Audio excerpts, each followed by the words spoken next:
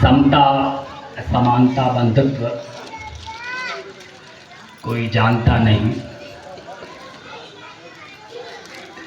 जो ना आते इस दुनिया में भीमा के नाम, तो दलितों को सम्मान से कोई पहचानता नहीं।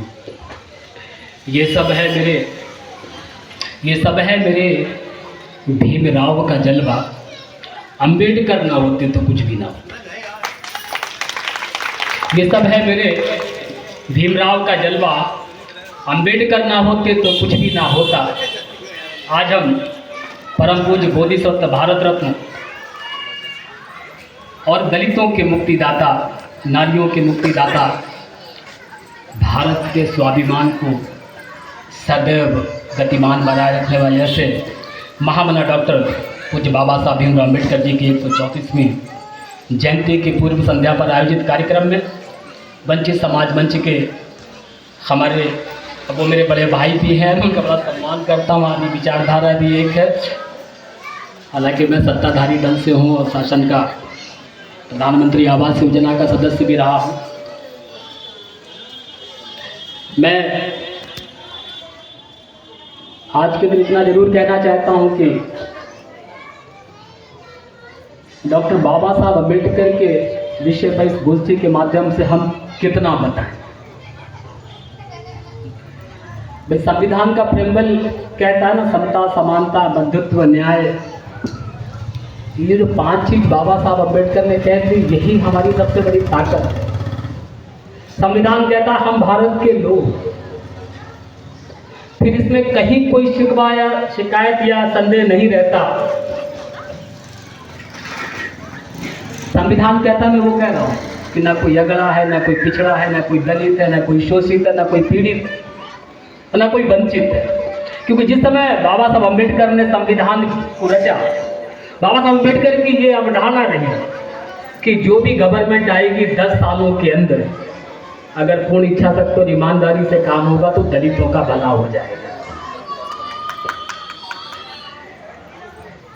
जब डॉक्टर बाबा साहब अम्बेडकर अपने बचपन में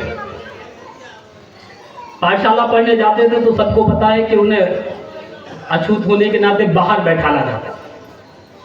एक दिन उनके गुरुजी ने उनसे पूछा कि वो कौन सी चीज है जिसे हम देख तो सकते हैं, महसूस कर सकते हैं और छू नहीं सकते। मई जून की भीषण गर्मी में बहुत सारे छात्रों ने अपनी अपनी तरीके से बातों को रखा और जब उनके गुरुजी ने पूछा, अम्बेडकर तू बता, तो उसने कहा कि गुरुजी, ये जो सामने पानी का भरा हुआ मटका रखा हुआ है, जो शीतल ठंड से भरा हुआ हूं, मैं प्यास से व्याकुल हूं। मैं इसे देख तो सकता हूं लेकिन छू नहीं सकता और इसका पानी पी करके अपनी प्यास नहीं बुझा सकता। आप समझिए कि कितना करुणामय, कितना मार्मिक धैर्य होगा। मैं और पीछे जाना चाहूंगा। जब हमारी जाति के लोगों को अछूत कहकर संबोधित किया जाता था, आपकी पैर की जो छाप है जमीन पर धूल पे पड़ती थी, उस पर तक चलने का आपको अधिकार नहीं था। आपकी वो छाप से उच्च जाति के लोग आपसे स्पर्श ना कर जाए, इसलिए पीछे झाड़ू बांधी जाती थी। बहुत सारी चीजें हैं, लेकिन इतनी सारी तकलीफों को सहने के बाद डॉक्टर बाबा साहब अम्बेडकर ने समस्त लोगों का, विश्व का कल्याण करने के लिए, देश का कल्याण करने के लिए और सभी को सामाजिक समरसता के ताने बाने में बुनने के लिए भारत का संविधान।